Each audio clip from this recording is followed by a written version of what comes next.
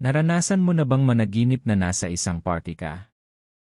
Maaaring ikaw ay nakikipagsayaw, nakikipag-usap o napapaligiran ng maraming tao na tila nagsasaya. Masaya ang pakiramdam pero minsan, nakakaramdam din tayo ng kakaibang emosyon sa ganitong panaginip. Pero ang tanong, ano nga ba ang ibig sabihin kapag nanaginip ka na nasa party ka?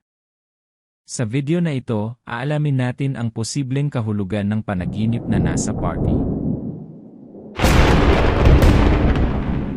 Una, ang panaginip na nasa party ka ay kadalasang simbolo ng pakikisalamuha at social life. Maaaring gusto mong makipag-connect sa ibang tao o palawakin ang iyong relasyon sa paligid mo. Pangalawa, maaari rin itong senyales ng kasiyahan at kalayaan. Ipinapakita nito na gusto mong mag-relax at mag-enjoy matapos ang stress o pagod sa araw-araw. Kung sa panaginip mo naman ay masaya ka sa party, ito ay magandang senyales. Maaaring ibig sabihin nito ay kontento ka sa iyong buhay o may paparating na magandang pangyayari.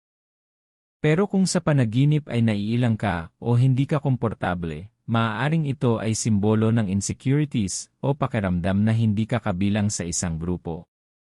Kung sa party ay maraming hindi mo kilalang tao, maaaring ito ay nagpapahiwatig ng bagong oportunidad o bagong kakilala na darating sa iyong buhay. Kung magulo o hindi maayos ang party, maaaring ito ay senyales ng kalituhan o stress sa iyong kasalukuyang sitwasyon. May isa pang kahulugan, ang party sa panaginip ay maaaring simbolo ng celebration o tagumpay na paparating sa iyong buhay. Tandaan, ang mga panaginip ay kadalasang sumasalamin sa ating emosyon, iniisip, at karanasan sa araw-araw na buhay. Ikaw, napanaginipan mo na ba na nasa party ka? Ano ang nangyari, masaya ba o kakaiba ang pakiramdam mo sa panaginip? I-comment mo sa ibaba ang iyong karanasan at maaaring isa ito sa susunod nating video. At kung gusto mo pang malaman ang kahulugan ng iba't ibang panaginip, huwag kalimutang mag-like, mag-subscribe, at pindutin ang notification bell para lagi kang updated.